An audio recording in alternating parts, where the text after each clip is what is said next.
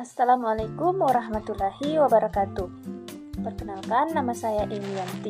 Baiklah, pada kali ini saya akan membahas materi tentang birokrasi, organisasi, otoritas, spesialisasi, dan peraturan. Apakah itu organisasi dan apa perbedaan antara organisasi dan kelompok? Organisasi adalah anggota yang berafiliasi dengan intensitas yang diakui secara formal dan memiliki identitas yang lebih dari perkumpulan grup biasa umumnya, memiliki situs web sendiri. Sedangkan kelompok adalah kumpulan anggota yang ingin membuat ruang untuk menampilkan aktivitas mereka, kolaborasi, dan berbagai informasi umumnya.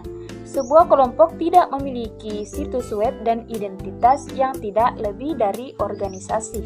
Max Weber adalah pemikir yang memberikan perhatian sangat besar pada manusia bagaimana bertindak secara rasional untuk mencapai tujuannya. Weber mendefinisikan organisasi sebagai suatu sistem kegiatan interpersonal yang bertujuan dan dirancang untuk mengkoordinasikan tugas individu. Perbedaan penting antara organisasi dan kelompok terletak pada dasar birokrasi. Setidaknya inilah pandangan sosiologi Max Weber yang mengemukakan teori mengenai birokrasi.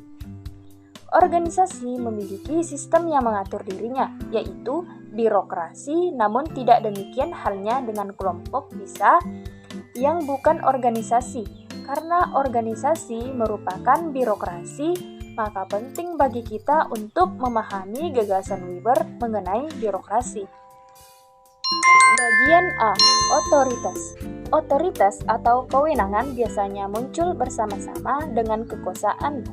Tetapi pada organisasi, otoritas haruslah sah, yang berarti pemegang otoritas telah diberikan izin secara formal oleh organisasi.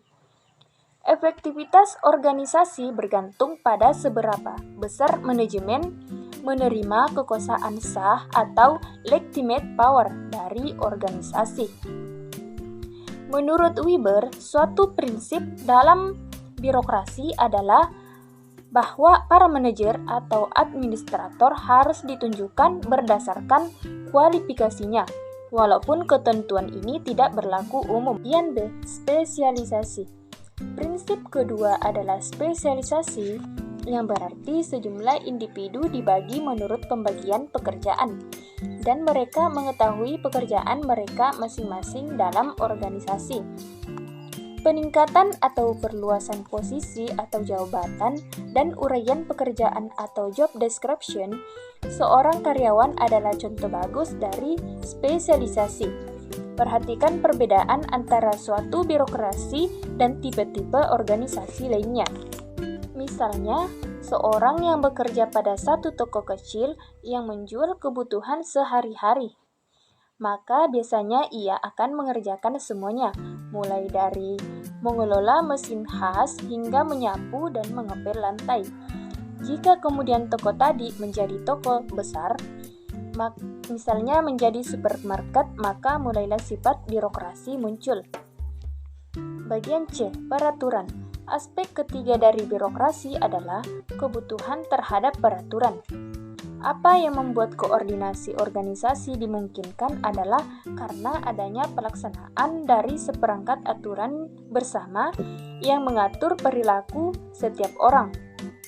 Menurut Weber, aturan organisasi haruslah rasional, yang berarti bahwa aturan dirancang untuk mencapai tujuan organisasi, dan organisasi dapat mengikuti segala hal yang terjadi, maka setiap kegiatan operasional organisasi itu perlu dicatat, dan catatan itu perlu dipelihara secara hati-hati dan cermat agar aturan dapat dievaluasi.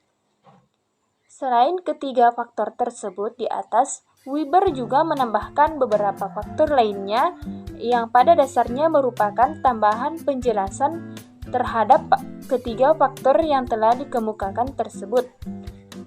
Weber berargumentasi bahwa Birokrasi rasional hanya dapat dijalankan dengan menempatkan manajer, yaitu orang-orang yang terpelihara dan terlatih di bidangnya masing-masing pada seluruh tingkatan. Adapun orang yang terpilih untuk menduduki posisi puncak adalah orang yang pernah menerima rotasi jabatan, pernah ditempatkan dan bekerja pada berbagai bagian organisasi yang berbeda, agar ia mendapatkan pengalaman langsung menghadapi berbagai masalah yang harus dihadapi untuk anak buahnya di masa depan. Model birokrasi sebagaimana yang dikemukakan Weber tersebut menggambarkan dengan baik perumpamaan organisasi-organisasi sebagai suatu mesin. Model birokrasi Weber ini memiliki pandangan dari atas ke bawah atau top-down terhadap organisasi dan bersifat mekanis mengenai bagaimana organisasi harus mengkoordinasikan kegiatannya untuk mencapai tujuan bersama.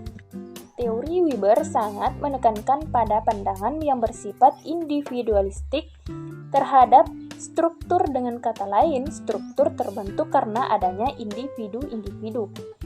Pada bagian berikut ini, kita akan membahas tradisi sibernetika yang memberikan pengaruh besar pada teori komunikasi organisasi yang memandang proses koordinasi dengan cara yang lebih kompleks daripada teori birokrasi Weber. Itulah tadi pemaparan materi dari saya mengenai materi birokrasi organisasi, otoritas, spesialisasi, dan peraturan. Akhirul kalam, wabillahi taufiq wal hidayah. Wassalamualaikum warahmatullahi wabarakatuh.